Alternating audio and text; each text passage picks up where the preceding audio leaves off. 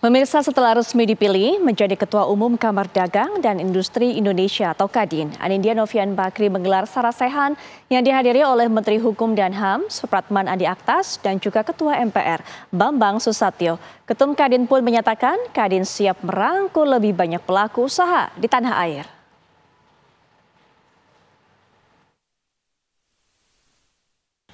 Hari ini Ketua Umum Kamar Dagang dan Industri Kadin Anindya Novian Bakri menggelar sarasehan yang dihadiri Menteri Hukum dan HAM Supratman Andi Aktas, Ketua MPR Bambang Susatyo, dan juga anggota Formatur Munaslup Kadin Indonesia, diantaranya Erwin Aksa, Jayabaya, M. Kadafi, serta Nita Yudi. Dalam sambutannya, Ketua MPR Bambang Susatyo menyampaikan ucapan selamatnya atas dipilihnya Anindya Novian Bakri sebagai Ketua Umum Kadin. Bambang Susatyo pun mengingatkan banyak hal yang harus dilakukan Kadin, terlebih dalam menyambut pemerintahan baru. Pertama-tama kita bersyukur bahwa kemarin telah berjalan dengan baik, ya, lancar sehingga terpilih saudara kita Anindya Bakri sebagai Ketua Umum terpilih 2024-2029. Tentu banyak hal yang harus kita lakukan baik ke dalam maupun keluar. Ke dalam kita harus melakukan konsolidasi, ya. Harus ada konsolidasi yang membuat kita lebih solid lagi, merekatkan apa yang retak hari ini. Itu tugas kita. Keluar adalah bagaimana kita bisa langsung tune in, ya, dengan pemerintahan baru yang akan datang. Ketua Umum Kadin Anindya Novian Bakri pun menyatakan Kadin siap menjadi mitra strategis pemerintahan yang baru. Anindya pun berharap Kadin dapat merangkul lebih banyak pihak di dunia usaha. Kenapa kita semua ada di sini, Pak Menteri? Kita percaya ketika kita bisa membuat perekonomian Indonesia maju, pasti masyarakatnya jauh lebih sejahtera, politik juga bisa lebih stabil, dan mudah-mudahan kita juga bisa menjadi Indonesia Emas di 2045, Pak.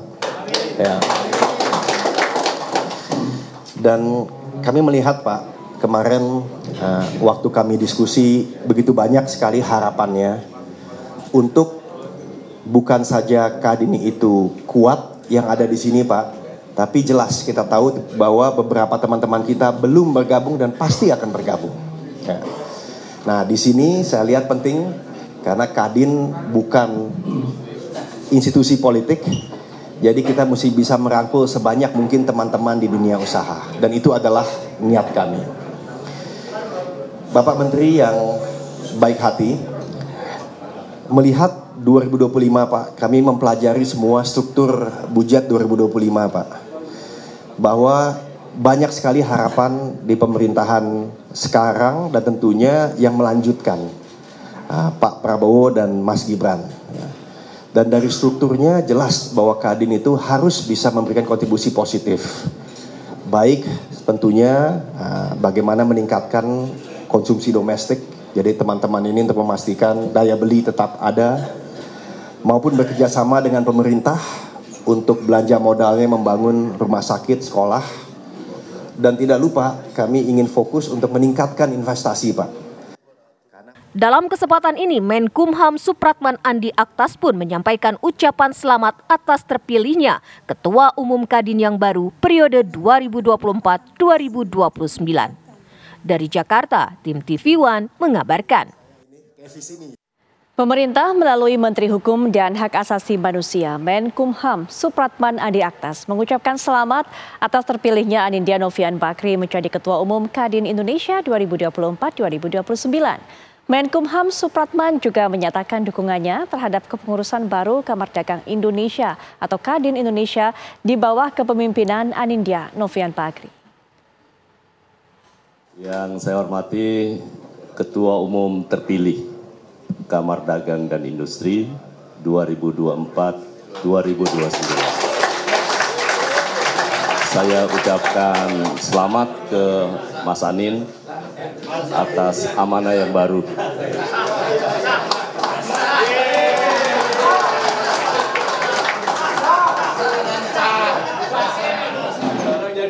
Yang saya hormati Pak Erwin Aksa, beliau juga sama, asal saya sama Pak. Kalau dulu zaman Kak Ucu, maaf, saya dulu dengan Pak JK, kalau beliau sempat telepon saya, karena dari dulu saya begitu dekat dengan beliau. Jadi selalu keseleo saya menyebut nama, selalu panggil nama kesayangan. Jadi Kak Ucu, Pak JK, dengan Pak, dulu waktu kita bahas Undang-Undang Cipta Kerja kami banyak berinteraksi sama Pak Rosan dan sekarang menjadi Menteri Investasi. Juga ke Mas Kadafi, sama-sama di parlemen juga. Dan kepada semua jajaran teman-teman Kadin se-Indonesia dari provinsi dan saya hormati. Di luar untuk hadir dalam belanja modal yang disiapkan oleh pemerintah, tapi juga investasi dari teman-teman juga sangat diharapkan.